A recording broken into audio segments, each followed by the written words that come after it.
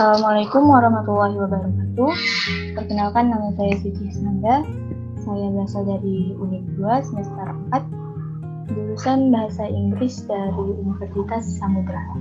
Baiklah, pada kesempatan kali ini saya ingin memaparkan sedikit review saya mengenai sebuah jurnal.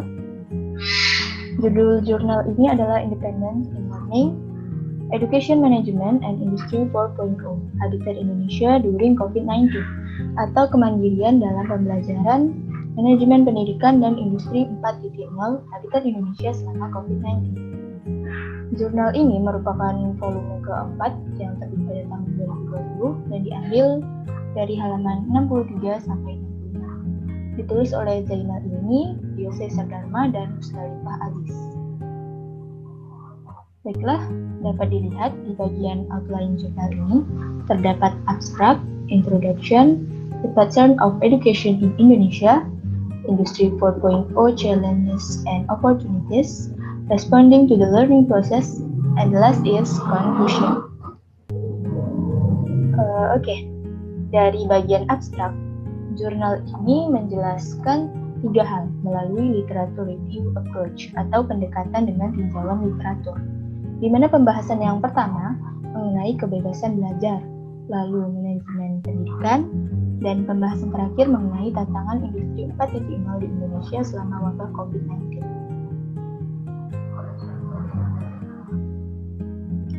Lanjut di bagian introduction, jurnal ini memaparkan bahwa pandemi COVID-19 merupakan epidemi yang dapat menimbulkan penyakit menular berupa infeksi pada saluran pernapasan manusia yang disebabkan oleh virus.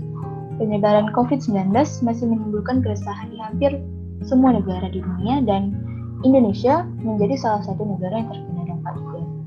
Pandemi COVID-19 yang melanda dunia telah memberikan dampak yang nyata dalam berbagai bidang, antara lain ekonomi, sosial, pariwisata, dan terkhususnya pendidikan. Pemerintah sendiri masih melakukan berbagai upaya untuk menangani virus penyebab pandemi COVID-19, sehingga masyarakat terus diminta untuk disiplin dalam menerapkan prokes atau protokol kesehatan guna melakukan pencegahan penularan wabah. Kita lanjut pada bagian the pattern of education in Indonesia atau pola pendidikan di Indonesia. Jurnal ini memaparkan bahwa pemerintah Indonesia sebenarnya selalu memperhatikan sektor pendidikan, terbukti dengan sejumlah kebijakan pemerintah di bidang pendidikan, antara lain skema wajib belajar, beasiswa, dan program-program yang ditujukan untuk meningkatkan kualitas pendidikan dengan mengalokasikan hingga 20% anggaran pendapatan dan belanja negara atau APBN untuk sektor pendidikan. Namun, faktanya, sepertinya pemerintah masih kurang memperhatikan sektor pendidikan. Mengapa? Hal ini dikarenakan anggaran negara yang cukup besar namun belum mampu membuat pendidikan Indonesia dapat bersaing dengan negara-negara lain di dunia. Berdasarkan data dari UNESCO, Indonesia masih menempati urutan kedua dari bawah soal literasi dunia. Artinya minat baca masih sangat rendah. Terhitung minat baca masyarakat Indonesia hanya 0,001%. Artinya dari 1.000 orang di Indonesia, hanya 1 orang yang rajin membaca. Lalu pemerintah juga menerapkan program atau skema wajib belajar selama 12 tahun, tetapi tidak memastikan bahwa semua anak di Indonesia memiliki akses ke pendidikan ini. Menurut penelitian, terdapat berbagai alasan yang mendasari kondisi putus sekolah anak di Indonesia. Dan 2 alasan terbesar adalah kemiskinan dan pernikahan. Indonesia yang masih tradisional, sebagian besar mentalitas untuk berhenti mengenyam pendidikan adalah setelah menikah. Padahal pendidikan sangat dibutuhkan untuk menjamin kehidupan di masa depan. Dan mengenai kemiskinan, padahal pemerintah juga telah menerapkan program beasiswa untuk anak yang kurang mampu, bahkan juga ada beasiswa berprestasi. Tapi kenapa anak Indonesia masih terikat dengan kedua alasan tersebut? Kemungkinan terbesar karena targetnya belum ditentukan. Banyak anak yang seharusnya mendapat beasiswa tidak terlalu beruntung. Bahkan anak-anak dari keluarga mampu malahan yang mendapat beasiswa. Mengenai kebebasan belajar yang disinggung pada bagian abstrak sebelumnya, di mana kemandirian belajar masih belum optimal di Indonesia. Dalam pembelajaran mandiri, guru tidak hanya bertindak sebagai sumber belajar, tetapi guru juga bertindak sebagai fasilitator pembelajaran. Sebagai fasilitator pembelajaran, tentu saja guru harus merancang pembelajaran yang menyenangkan, sehingga siswa dapat mencapai tujuan pembelajaran yang diharapkan. Namun, kebanyakan guru masih berpatok dengan pedoman dari pemerintahan. Padahal, jika guru melakukan pengembangan terhadap materi pembelajaran yang akan diajarkan secara kreatif dan inovatif, maka akan berdampak positif dalam proses belajar mengajar, sehingga tujuan pembelajaran yang diharapkan akan dapat tercapai dengan baik. Seperti yang dikatakan oleh Sagala, bahwa proses pembelajaran adalah kunci keberhasilan pendidikan, sehingga proses pembelajaran berkualitas membutuhkan manajemen layanan berkualitas. Keadaan ini disebabkan oleh kurangnya pengawasan terhadap manajemen pendidikan itu sendiri, karena manajemen pendidikan di Indonesia masih didominasi oleh tradisi. Sistem pendidikan yang diinginkan adalah sistem pendidikan yang dapat mengarah pada peradaban manusia yang lebih baik.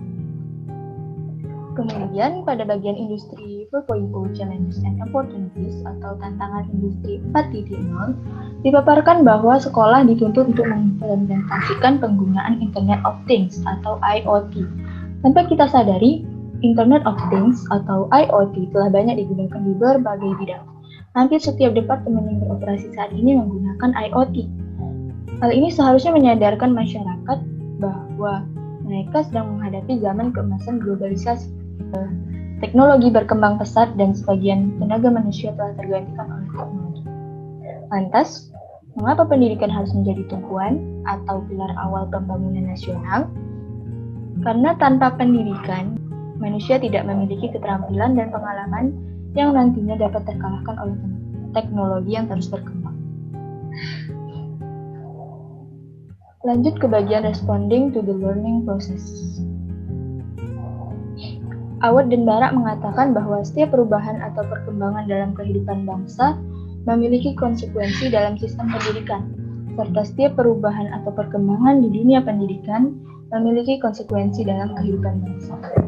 Pendidikan harus terus berjalan dalam keadaan apapun, namun dalam keadaan pandemi COVID-19, dalam upaya untuk mengurangi jumlah penyebaran virus dan kegiatan pendidikan dapat terus berjalan, maka pemerintah masih terus melakukan berbagai upaya untuk dapat menanggulanginya.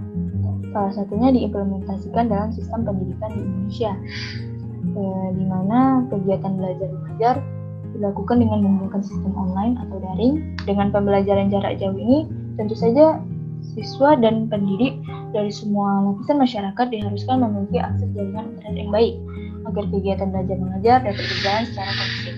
Namun, banyak daerah yang memiliki kendala dalam akses internet, sehingga proses belajar mengajar menjadi tidak kondusif. Jaringan internet mungkin hanyalah salah satu dari banyaknya kendala maupun hambatan ketika melakukan kegiatan belajar mengajar, sehingga banyak siswa yang tidak mendapatkan hasil belajar optimal. Lalu, terdapat beberapa langkah strategis yang harus dilakukan sekolah selama masa COVID-19.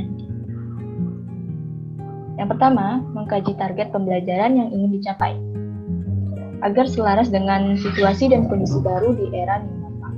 Yang kedua adalah dengan mengidentifikasi sumber daya yang perlu dimiliki maupun yang telah dimiliki agar dapat dicapai dengan ketersediaan sumber daya yang ada.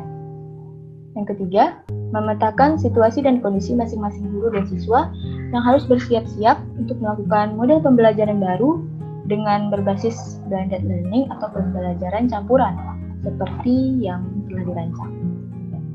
Yang keempat, menilai kesenjangan antara kebutuhan dan ketersediaan untuk merumuskan langkah-langkah strategis dan operasional yang perlu segera diambil untuk menjembatani.